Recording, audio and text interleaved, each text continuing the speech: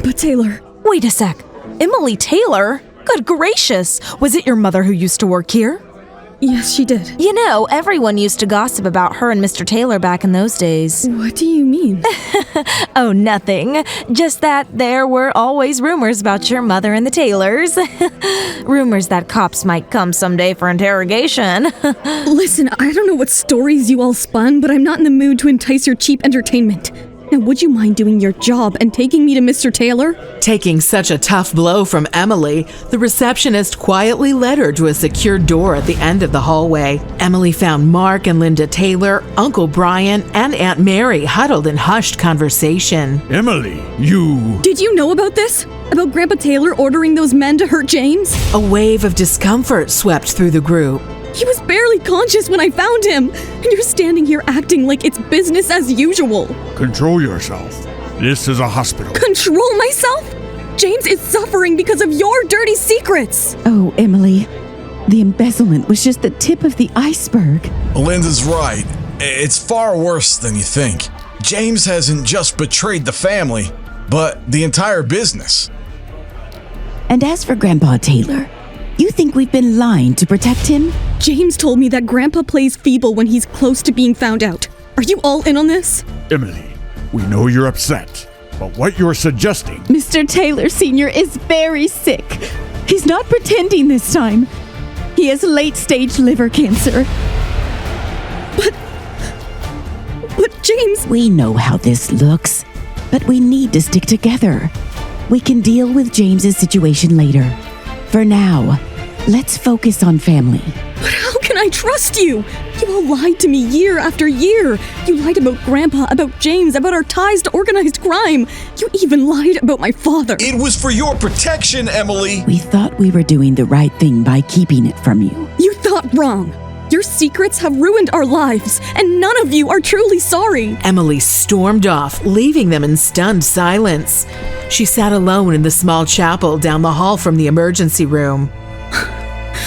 Why didn't you tell me about the cancer, Grandpa? I thought you were the only one that truly cared. The door creaked open and Emily's eyes flicked to see Mark and Linda standing there, their faces pale and drawn. Emily, can we talk? Why? So you can lie to me again? Believe us, dear. We didn't have a choice. How could you not have a choice? It was the life of your son and your daughter-in-law. It's more complicated than that. There's something else. What is it? It's about Grandpa's will. He changed it a month ago. You and James were left out. What? Why? We don't know. We didn't even know he had done it until after the diagnosis. The attack on James, Grandpa Taylor's illness, the contract, the changed will, all of it crashed down on Emily, threatening to drown her in grief and despair. Emily, where are... Please, don't follow me. I need time. I need to think. Emily returned to the waiting area outside Grandpa Taylor's room. Finally, the doctor came out. Doctor, how is my father? I'm sorry, Mr. Taylor. We did our best, but the cancer has progressed. He doesn't have long. This must be some mistake. Are you sure? The doctor shook his head solemnly and left the family to be alone with Grandpa Taylor. Oh, God. I can't see him like this. We've got to be strong now. The family was suffering in silence when the unexpected happened. Why are you here? I heard Mr. Taylor was in the hospital, so I came to see him for one last time. He's still alive! Did you come to see if you're still in his will? Emily! That's so... Shut up, you buzzing vulture! I know very well what goes on inside your sick mind. Maybe you should head home, Anna. We'll call you if there's an update. Anna walked out without saying another word. Grandpa Taylor woke up after a few seconds, while Mary and Linda got busy with his caretaking. How is she always in the right place at the right time? I also think she has hidden moves. If anyone benefits from Grandpa's death, that's Anna. We must talk to Grandpa. Only he can give us clarity. Once the room got empty, Mark and Emily approached Grandpa Taylor. Dad, we need to talk to you about something important. What going on? Why did you cut James and Emily out of your will? I had my reasons. What reasons?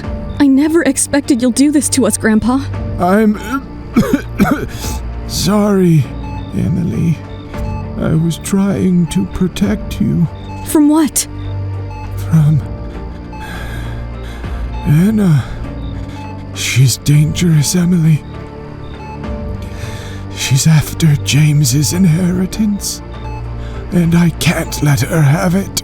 But Grandpa, you're punishing me too.